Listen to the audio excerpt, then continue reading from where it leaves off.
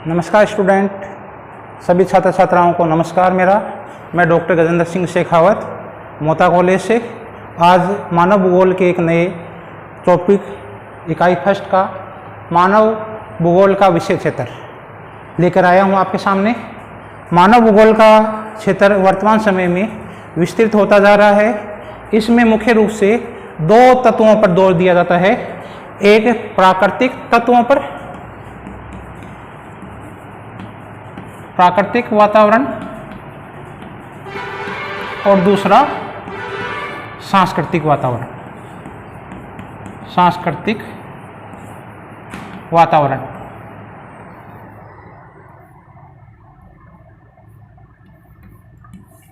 प्राकृतिक वातावरण के अंतर्गत जो प्रकृति द्वारा मानव को प्रबद्ध है, मानव को जो प्राप्त है, वो प्राकृतिक वातावरण कहलाता है। जैसे जितने भी नदी है, भूमि है, जो वातावरण है, ये आपका प्राकृतिक वातावरण कहलाता है। और सांस्कृतिक वातावरण में मानव द्वारा जो भी चीज़ों की रचना की जाती है, मानव बस्तियों का निर्माण किया जाता है, विभिन्न प्रकार के नगरों का विकास किया जाता है, कृषि क्षेत्रों का विकास किया जाता है, उद्योगों का विकास किया जाता है, इनको सांस्कृतिक वातावरण के अंतर्गत सम्मिलित किया जाता है। दोनों का सम्मिलित रूप से अध्ययन है प्राकृतिक तत्वों का मानव पर क्या प्रभाव है, मानव उन सांस्कृतिक तत्वों को किस प्रकार से परिवर्तित करता है और नए सांस्कृतिक भूदृश्यों का निर्माण करता है। सांस्कृतिक भूदृश्य, इसका विस्तृत अध्ययन अपन मानव भूगोल के विषय क्षेत्र के अंतर्गत इसके अध्ययन को सम्मिलित किया जाता है। अब अध्ययन चूंकि विस्तृत हो गया है, इसलिए इसको मानव भूगोल का जो विषय क्षेत्र है, इसको निम्नलिखित तथ्यों में अपन अध्ययन करेंगे। इसमें आप अध्ययन करने से पहले स्टूडेंट एक आपके दाईं तरफ है, दाईं तरफ इसका एक चित्र बना लेना, जिसमें आपके 6 पॉइंटों को मैंने सम्मिलित किया है। एक से गढ़ की सी की दिशा में अपन को लेकर इन पॉइंटों को अपन को नोट करना है। इसमें पहला है आपका जनसंख्या, दूसरा आपका है प्राकृतिक वातावरण जिसमें संसाधनों को सम्मिलित करेंगे, तीसरा है सांस्कृतिक वातावरण, चौथा है कालिक अनुक्रमण, पांचवा है समायोजन और प्रादेशिक संगठन, और छठा अपना है दूसरे प्रदेशों से संबंध। ये 6 पॉइंट है, इसको मानव भूगोल के विषय क्षेत्र के अंतर्गत सम्मिलित किया जाता है। इसमें अपन पहले पॉइंट से लेकर चलते हैं जनसंख्या। जनसंख्या में क्योंकि जैसे ही मानव पृथ्वी के धरातल पर जन्म लेता है, तो जैसे ही प्राकृतिक वातावरण में आता है, आते के बाद में जैसे जनसंख्या है, तो मानव क्या करता है कि अपना एक सामाजिक प्राणी है, एक स्थान से दूसरे स्थान पर जाता है, अपने आवास बनाता है, अपने समूह बनाता है। तो जनसंख्या का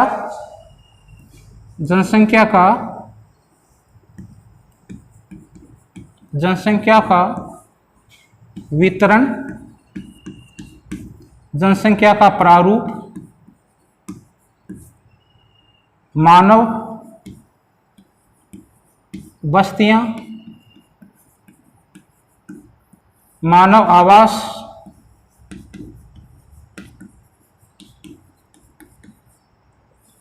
इन जनसंख्या संबंधी जनसंख्या का घनत्व है, लिंगानुपात, जो जनसंख्या संबंधी जितने भी आंकड़े हैं उन सब का अध्ययन है, वो अपन किस में करेंगे, जनसंख्या संबंधित भूगोल में।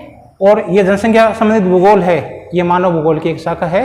तो जनसंख्या से संबंधित जितना भी वितरण है, जनसंख्या का वितरण है, जनसंख्या का प्रारूप है, मानव बस्तियां हैं, मानव आवास है, विभिन्न प्रकार के सामाजिक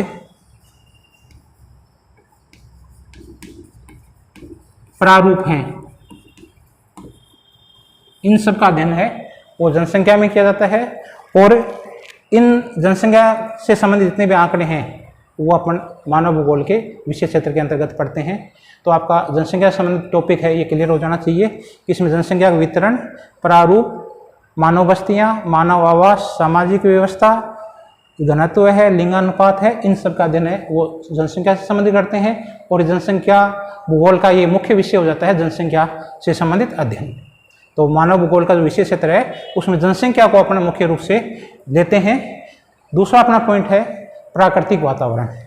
प्राकृतिक वातावरण के अंतर्गत जो मानव जैसे प्राकृतिक वातावरण में आ जाता है, तो वह संसाधनों का उपयोग करता है।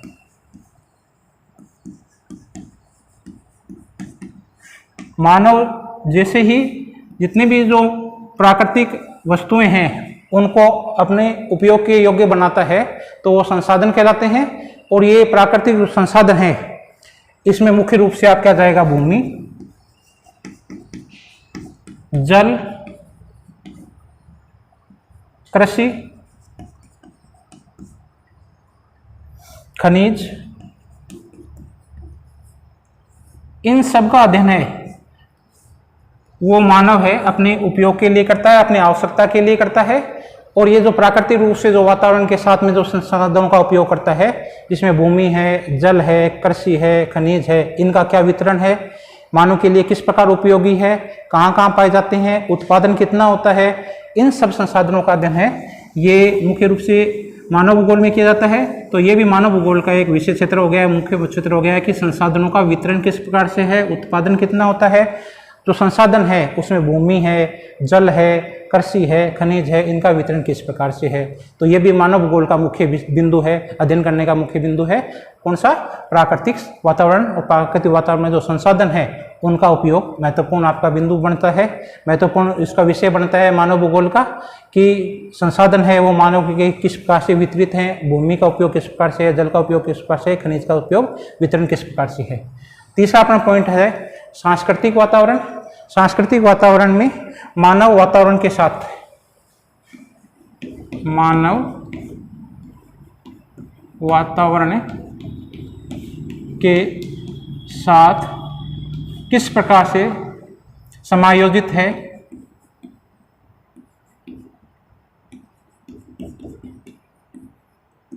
एक दूसरे से वातावरण के साथ मानव का किस प्रकार से लगाव है, किस प्रकार से जुड़ा हुआ है, इसका अध्ययन भी महत्वपूर्ण हो जाता है सांस्कृतिक वातावरण के अंतर्गत।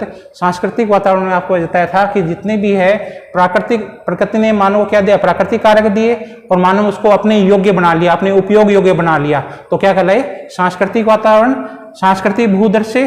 तो ये भी अपने के लिए महत्वपूर्ण हो जाते हैं कि वातावरण के अनुसार जो मानव है अपने लिए उपयोगी चीजें बनाता है, जो अपने काम की चीजें बनाता है, वो सांस्कृतिक भूदृश्य कहलाते हैं। इन सांस्कृतिक भूदृश्यों का अध्ययन भी किसमें किया जाएगा, मानव भूगोल के विशेष क्षेत्र के अंतर्गत किया जाता है। इसमें वो मानव है वो पर्यावरण के साथ में तीन प्रकार के संबंध स्थापित करता है, एक अनुकूलन, एक परिवर्तन और एक समायोजन। मनुष्य क्या है, अपने आप को वातावरण के अनुसार ढाल लेता है, जैसा वातावरण है वैसे अपने आप को ढाल लेता है। जैसे गर्मी पड़ रही है तो जहाँ गर्मी अधिक पड़ती है वहाँ लोग वस्त्र कम पहनते हैं। जैसे पिग्मी लोग हैं, भूमध्य रेखा क्षेत्र में निवास करते हैं, तो वहाँ की जलवायु क्या है, उष्ण कटिबंधीय जलवायु है, वहाँ पर आर्द्र जलवायु रहती है, उष्ण रहती है, इसलिए वहाँ लोग कम जिस वैसे ही अपन के क्या है संस्कृति का निर्माण कर लेते हैं, वहाँ पर कम वस्त्र पहनते हैं। इसी प्रकार से जो एस्किमो लोग हैं वहाँ पर क्या सर्दी अधिक पड़ती है, तो वो क्या करते हैं कि बाल युक्त समूर युक्त खाल के वस्त्र पहनते हैं। तो जहाँ जैसे लोग रहते हैं वहाँ वैसे ही संस्कृति का निर्माण हो जाता है, सांस्कृतिक वातावरण का निर्माण हो जाता है, पर्यावरण के अनुसार अपने आप को ढालता है, ये अनुकूलन कहलाता है। वातावरण में ऐसा नहीं कि मानव पर्यावरण से होने वाली सब बातों को क्या है कि पर्यावरण के अनुसार ही ढालता है। मनुष्य क्या करता है, अपनी बुद्धि, ज्ञान, तकनीकी कौशल से इस वातावरण में बहुत सारा परिवर्तन करता है। इस परिवर्तन या रूपांतरण की क्रिया को कहा जाता है परिवर्तन। इसमें जैसे आप लोगों ने देखा होगा कि थोड़े दिन पहले क्या है कि कुछ वर्ष पहले राजस्थान का जो पश्चिमी भाग था वो पूरा डेजर्ट था, मरुस्थली था, लेकिन मानव इंदिरा गांधी नहर का विकास करके वहाँ पर क्या बना लिया कि कृषि योग्य बना लिया। आज क्या है कि राजस्थान का जो पश्चिमी क्षेत्र है, गंगानगर है, हनुमानगढ़ क्षेत्र है, वो राजस्थान का अनका कोटा कहलाता है। इसी प्रकार मनुष्य ने ज्ञान और तकनीकी से जो सीढ़ीनुमा खेत बनाकर क्या किया है कि वहाँ पर अन्न का उत्पादन कर लिया है। साइबेरिया क्षेत्र है, वो पूरा साइबेरिया क्षेत्र बर्फ से ढका रहता है, लेकिन मानव ने ऐसे तकनीकी बीजों का प्रयोग कर लिया है कि वहाँ कुछ समय में अपना अनाज पैदा कर सकते हैं। तो क्या किया, इस वातावरण में परिवर्तन किया। इन दोनों का मिला हुआ रूप ही क्या कहलाता है, समायोजन। तो ये जितने भी अनुकूलन है, परिवर्तन है, ये सांस्कृतिक भूदृश्य हैं, इनका अध्ययन हम किसी में करते हैं, सामाजिक वातावरण के अंतर्गत करते हैं। चौथा पॉइंट आपने कहा है काल अनुक्रमण। काल अनुक्रमण में क्या करते हैं कि समय के अनुसार, चौथा अपना पॉइंट है कालिक अनुक्रमण। कालिक अनुक्रमण क्या है, समय के अनुसार समय का प्रभाव रहता है, समय का प्रभाव। समय के अनुसार मानव क्या करता है, इससे सामाजिक भूगोल में परिवर्तन आता रहता है, समय के अनुसार अपने आप को बदलता है। जो काल के अनुसार जितना भी परिवर्तन हुआ है वो क्या कहलाता है, कालिक अनुक्रमण। मनुष्य क्या है, जन्म लेता है, जनसंख्या पहले कम होती है किसी नगर की, फिर बढ़ जाती है। समय के अनुसार क्या परिवर्तन हुआ, समय के अनुसार क्या बदलाव हुआ, ये किस में पढ़ते हैं अपन, मानव भूगोल के जो है मुख्य शाखा उसमें पढ़ेंगे कि भाई क्या परिवर्तन हुआ, क्या अपन का पहले वातावरण में क्या था कि मनुष्य और वातावरण के बीच मैत्रीपूर्ण संबंध थे, और लेकिन वर्तमान में क्या है, अंधाधुंध उपयोग करने के बाद में जो पर्यावरण को नुकसान पहुंचा रहे हैं, तो समय के अनुसार क्या हो रहा है, परिवर्तन हो रहा है। तो मानव भूगोल का मुख्य विषय क्या हो गया है कि समय के अनुसार क्या परिवर्तन हुआ, क्या प्रभाव पड़ा समय का, यह कहलाता है कालिक अनुक्रमण। 5वां पॉइंट अपन का है समायोजन और प्रादेशिक संगठन। समायोजन और प्रादेशिक संगठन में है कि मानवीय क्रियाएं, मानवीय दशाएं किसी क्षेत्र में किस प्रकार से वितरित हैं, इसका वितरण किस प्रकार से है। किसी भूगोलवेत्ता का मात्र यही एक उद्देश्य नहीं होता है कि मानवीय दशाएं या मानवीय जो क्रियाएं हैं उस क्षेत्र में क्यों वितरित है, इसके साथ साथ में वहाँ पर मानव भूगोल में या मानव भूगोलवेत्ताओं का ये भी कार्य है कि वहाँ पर वो दशाएं किस प्रकार से हुई, इसका भौगोलिक वितरण प्रस्तुत करना ही क्या काम है, भूगोलवेत्ता का काम है। किसी क्षेत्र जैसे गेहूं है, गेहूं का वितरण है, यही बताना नहीं है गेहूं का उत्पादन वहां क्यों हो रहा है, लोहा इस्पात का कारखाना उस क्षेत्र में क्यों विकसित हो गया है, इसका भी अपन को भौगोलिक उत्तर देना, समय के साथ भौगोलिक उत्तर देना, ये भी मानव दशा को व्यक्त करता है। और ये वातावरण में समायोजन और प्रादेशिक, अलग अलग प्रदेश में अलग अलग प्रकार की कृषि क्यों विकसित हुई है, इसका भौगोलिक उत्तर देना ही क्या कहलाता है, प्रादेशिक संगठन। और ये मानव भूगोल का मुख्य उद्देश्य है कि भूगोलवेत्ता का कि कोई क्षेत्र में मानवीय क्रियाएं क्यों वितरित हैं, कैसे वितरित है, वहीं क्यों है, क्यों का जो भौगोलिक उत्तर देना, क्यों का भौगोलिक उत्तर देना ही क्या कहलाता है, मानवीय समायोजन और प्रादेशिक संगठन। लास्ट पॉइंट आपका 6 नंबर है दूसरे प्रदेशों से संबंध। दूसरे प्रदेशों से संबंध का मतलब है मानव एक क्या है, सामाजिक प्राणी है, सामाजिक प्राणी है। वो एक स्थान पर नहीं रह सकता है, एक स्थान से दूसरे स्थान पर जाता रहता है, समूह बनाता रहता है। अब एक प्रदेश से दूसरे प्रदेश से मानव किस प्रकार से संबंध रखता है, सामाजिक, आर्थिक, राजनीतिक। एक देश से दूसरे देश के बीच में संबंध रखने पड़ते हैं, आर्थिक संबंध बनाए रखने पड़ते हैं, राजनीतिक संबंध होते हैं, सामाजिक संबंध होते हैं। एक समाज से दूसरे समाज में, एक प्रदेश से दूसरे प्रदेश में, एक स्थान से दूसरे प्रदेश में आर्थिक, सामाजिक, राजनीतिक संबंध होते हैं। इन संबंधों का एक प्रदेश से दूसरे प्रदेश में किस प्रकार के संबंध है, उसको कहा जाता है अपन का एक प्रदेश से दूसरे प्रदेश किस प्रकार से संबंध है। ये आपका कहलाएगा सामाजिक, आर्थिक संबंध। इसी जो मानव भूगोल का विषय क्षेत्र है, ये जो 6 पॉइंट लिए गए हैं, इनका एक संक्षिप्त अपन डायग्राम और बना लेते हैं, जिसमें अपने 3 बिंदु लिए हैं, प्राकृतिक वातावरण, मानव, सांस्कृतिक वातावरण। प्राकृतिक मानव है, मानव को क्या मिला, तो प्राकृतिक वातावरण मिला, आपको सबसे पहले बताया था। एक सांस्कृतिक वातावरण, इन दोनों वातावरणों से ही क्या है कि मनुष्य का प्रभाव पड़ता है। प्राकृतिक वातावरण से प्रभावित होकर अनुकूलित परिवर्तन करता है, और परिवर्तन करके क्या बनाता है, समाज सांस्कृतिक वातावरण का निर्माण करता है। कालिक अनुक्रमण में समय के अनुसार परिवर्तन होता रहता है और वातावरण के साथ समायोजन होता रहता है। कोई भी मनुष्य है वो वहाँ के सामाजिक, सांस्कृतिक, आर्थिक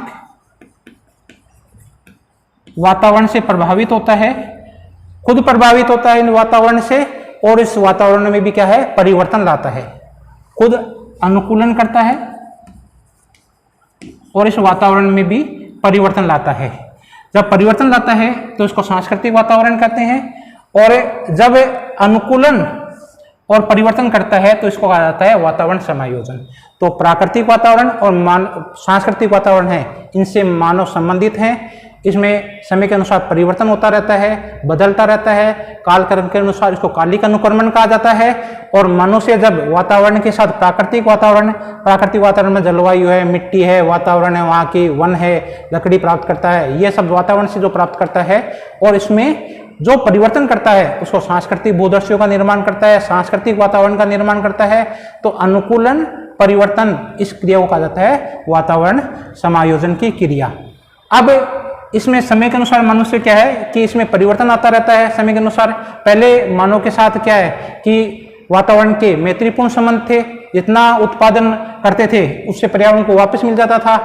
लेकिन क्या हुआ कि कृषि और औद्योगिक क्रांति आने के बाद में मानव ने क्या कर लिया कि जो संसाधन है उनका अंधाधुंध उपयोग करने लगे, और अंधाधुंध उपयोग करने के कारण से आज क्या ऐसी स्थिति उत्पन्न होगी है कि वर्तमान में जो पर्यावरण प्रदूषण है, विभिन्न प्रकार के जो भी अन्य परिवर्तन आ रहे हैं वातावरण में, वो सब किसके कारण से है? मानव के वातावरण के कारण से होता है।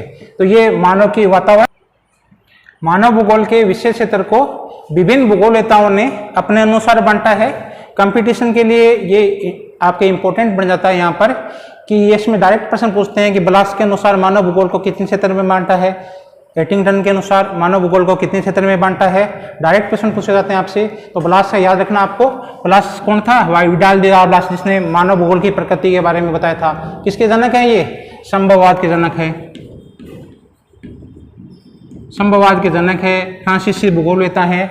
इन्होंने मानव भूगोल के विषय क्षेत्र को 4 भागों में बांटा है।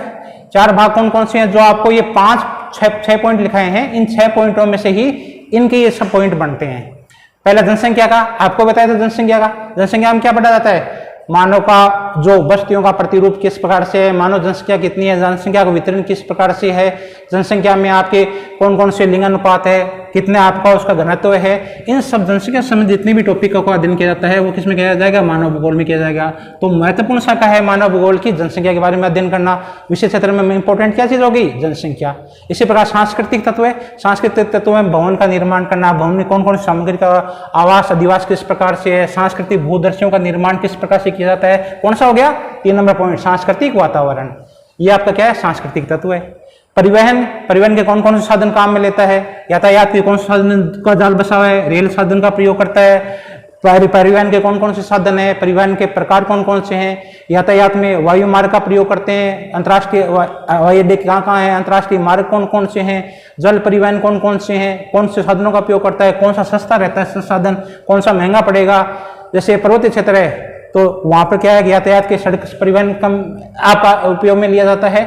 और इसी प्रकार से सबसे सस्ता साधन पड़ता है वो जल परिवहन पड़ता है। एक देश से दूसरे देश में सामान अधिक मात्रा में सामान ले जाता है, तो परिवहन के कौन कौन से साधन है इसके बारे में अध्ययन किया जाता है। और चौथा इंपॉर्टेंट पॉइंट है इसमें है मानव प्रजातियां और अधिवास।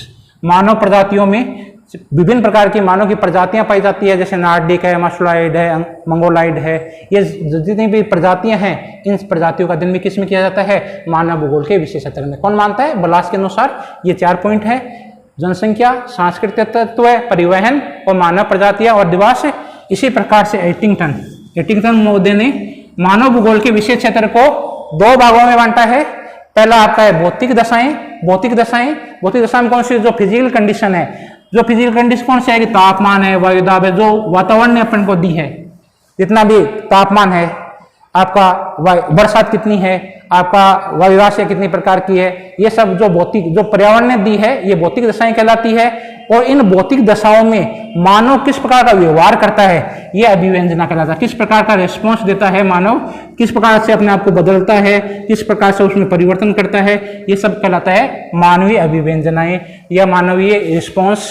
ये आपके फिजिकल पॉइंट है और ये मानव के रिस्पॉन्स इसमें आपका दूसरा पॉइंट है।